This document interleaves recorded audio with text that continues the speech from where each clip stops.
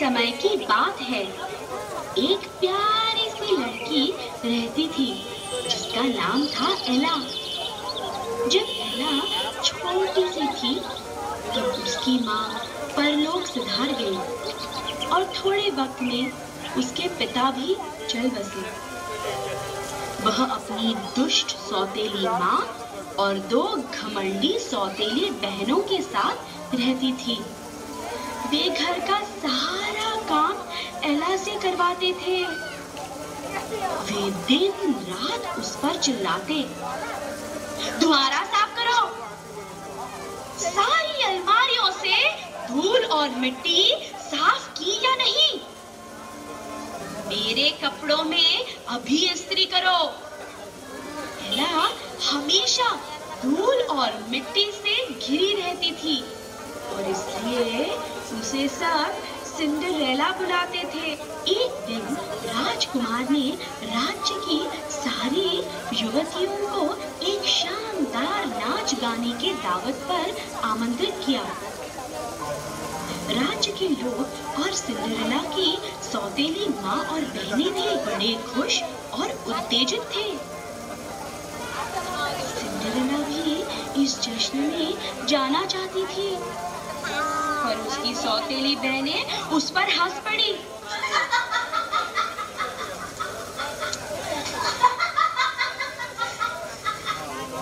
सौतेली माँ उस पर चिल्लाई, घर बैठकर सारा फर्श साफ करो। जश्न के दिन सौतेली माँ और बहनों ने सिंड्रेला को घर में बंद किया और चले गए।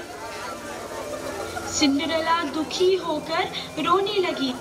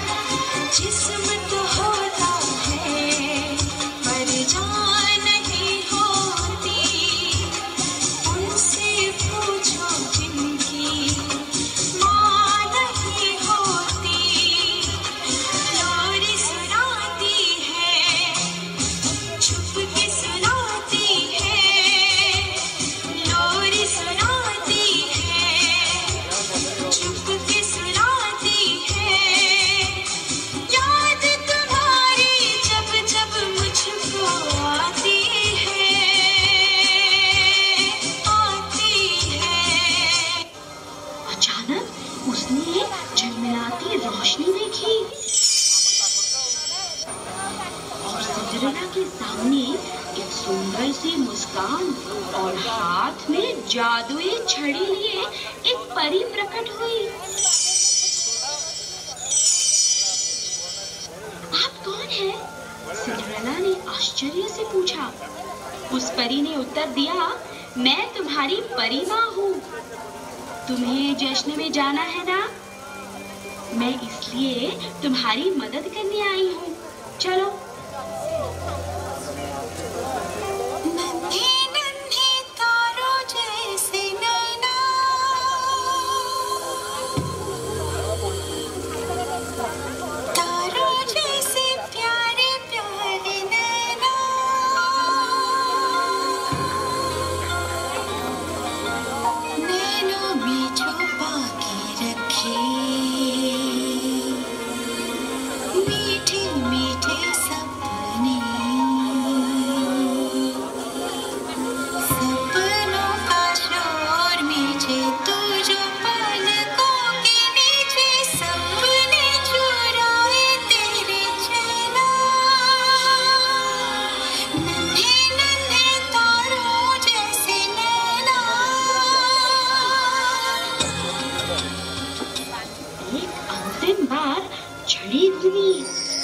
सिंड्रेला के धूल भरे फटे पुराने कपड़े बन गए एक सितारों से सजी सुंदर कमीज।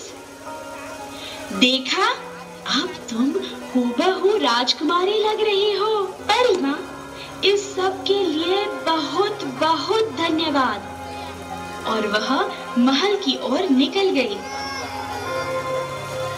सिंड्रेला जश्न में सबसे खूबसूरत लग रही थी। उसकी सौतेली माँ और बहनें उसे पहचान नहीं पाए।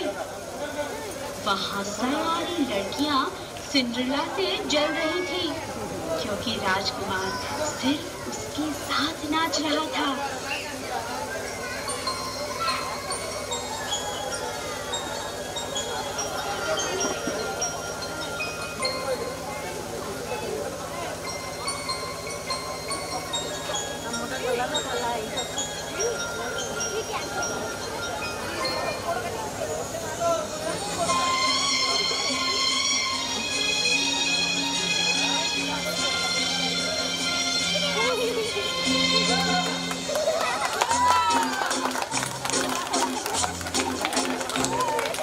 तुमको पाया है तो जैसे खोया हूँ, कहना चाहूँ भी तो तुमसे क्या कहूँ। तुमको पाया है तो जैसे खोया हूँ, कहना चाहूँ भी तो तुमसे क्या कहूँ। किसी ज़बान में भी वो लफ्ज़ ही नहीं कि जिनमें तुम हो क्या तुम्हें बता सकूँ। अगर कहूँ तुम सा हंसी कायनात में नहीं है कहीं, तारीफ ये भी तो सच है कुछ भी नहीं। तुमको पाया है तो जैसे खोया हूँ।